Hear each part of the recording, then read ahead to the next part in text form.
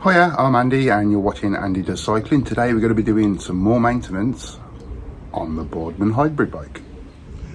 Okay, so after my last ride I gave the bike a good wash and degrease, as you can tell from the cassette. And after I always wash and degrease the chain, I always give it a check. And here we are with the chain stretch tool. And here we can see that it is now 0.75 stretch. That line is just below the chain. Now the chain on here, as you can see from the Z markings, that is a KMC chain, so I've gone and purchased one. Okay folks, so this is the chain that I've purchased. This is a KMC 9-speed chain. Obviously this is a 2x9 speed bike.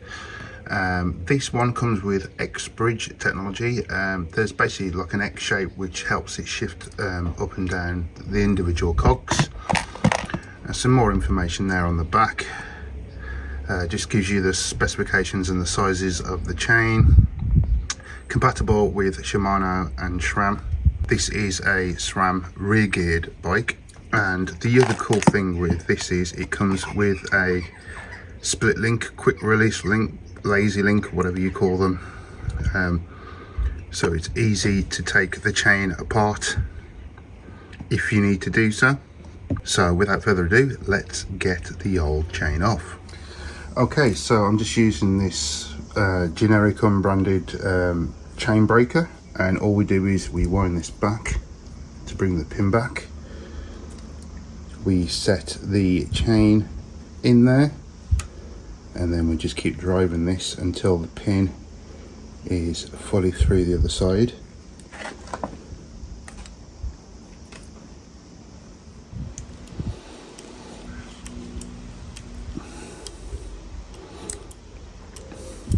I did have to go and run and get this just to give some more leverage on that, because that was quite tight to try and get that turned.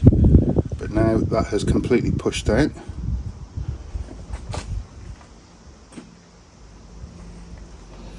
Normally it's a good idea to wear gloves as well, because even though the chain has been cleaned and degreased to some extent, there still will be some residual gunk on there. Okay, so we've pushed the pin out. The pin is now removed. And all we do is we wind this out, and the whole thing should ping apart like so. Another good thing is make sure you've got it on the smallest and the smallest either end, so there's less chance of the chain springing off under the power of the derailleur. Now all we need to do is pull the old chain out.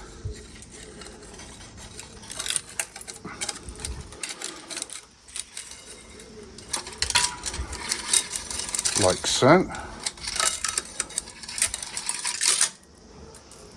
And now we are chain free.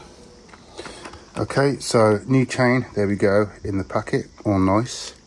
It does have some form of grease already on it. It's up to you whether you want to strip that off and wax it or add your own lubricant afterwards, but there is some on there.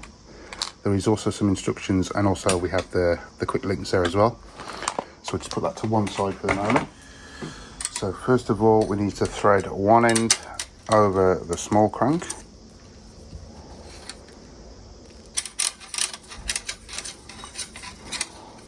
Like so. And then the other end needs to come up over the cassette. Right then, so what we now need to do is get the two tail ends, and we need to bring them together to a point where the bottom run of the chain is not hitting the loop of chain that's going through the rear derailleur.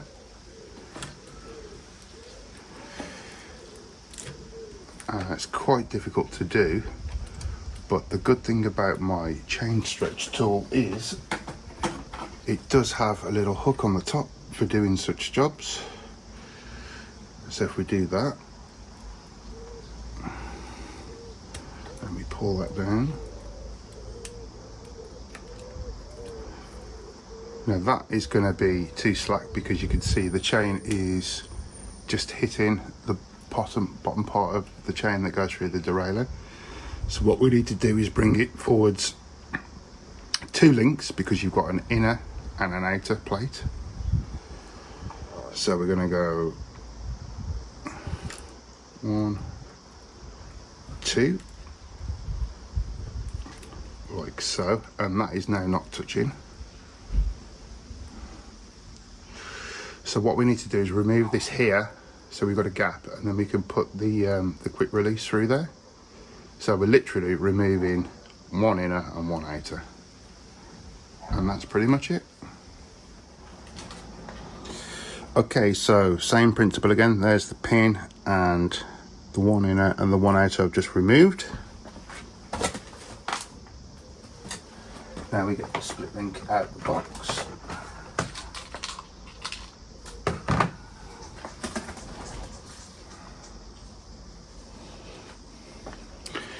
And then to join this together, one in one side,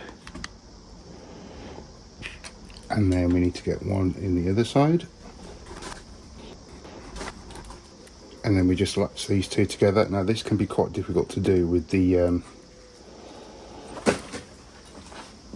pull of the spring of the reader rail here.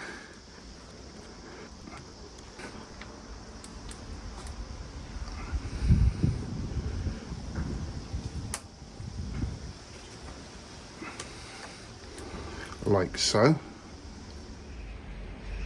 Okay, so basically using these, you put this either side of the split link and you open it out to pull the chain tight, although the tension of the chain did pull that tight enough anyway, so that's perfectly fine. That's all locked in and done. And if I just move the camera, you can now see in the smallest gear and the smallest gear at the front, which you should never really do anyway because it's cross chaining, there's gap there with those extra links that were on the chain that was rubbing against this, which is what you don't want. And then if we just have a little rotate through all the gears,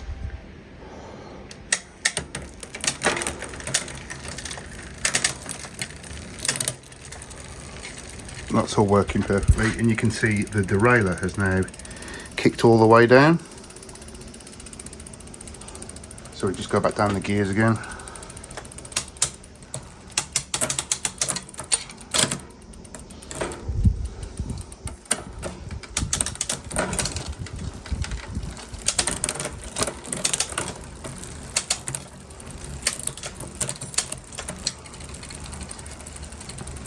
There we go, that's all working perfect. As we rotate the chain, we can see the quick link just coming to view there. Now if we take it up onto the big ring at the front,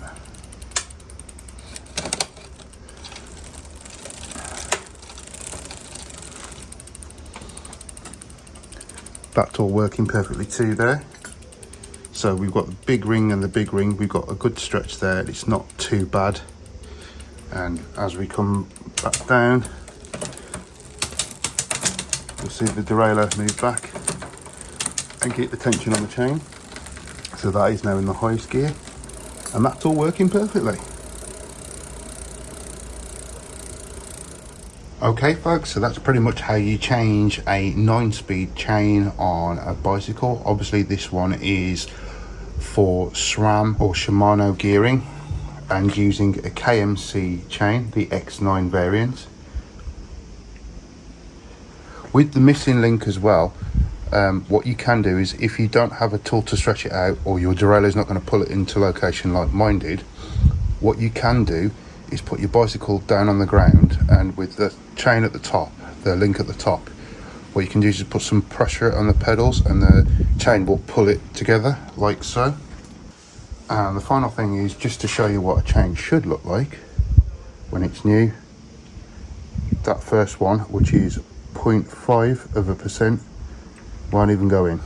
If you do wish to purchase any of the items that I've used in this video, I'll provide some links in the video description.